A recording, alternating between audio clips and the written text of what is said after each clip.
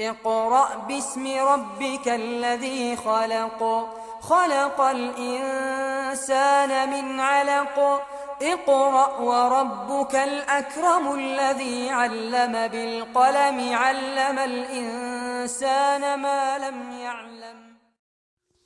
Lesson number 3, the disjoint letters, or the huruf ul-muqattat. This literally means abbreviated or shortened. In Arabic letters, it's explained as disjointed letters. They appear at the beginning of 29 surahs or chapters of the Noble Qur'an. بسم الله الرحمن الرحيم. الدرس الثالث: الحروف المقطعة. ألف لام ميم.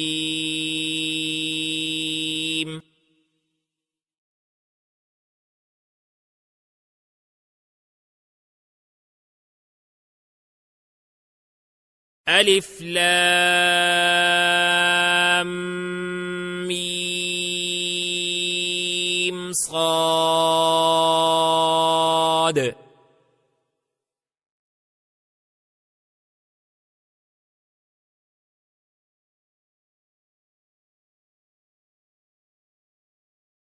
ألف لام را. ألف لام ميم را.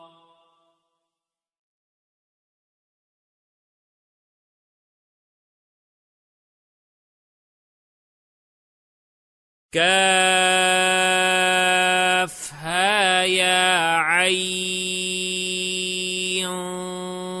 صاد.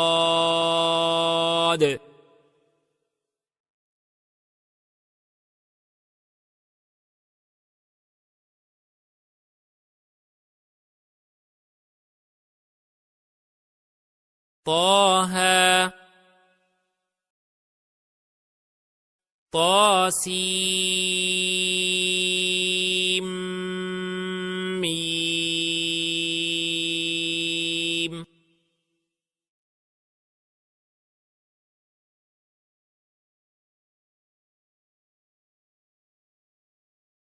طاسين.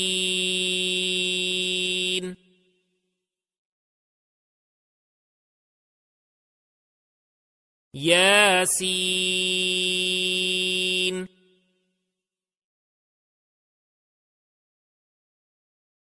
صاد.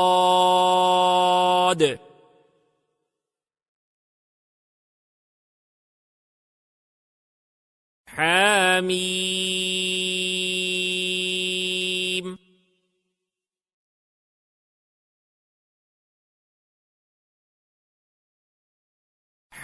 حميم.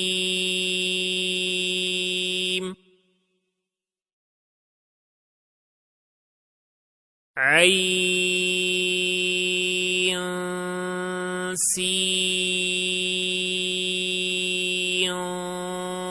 قاف.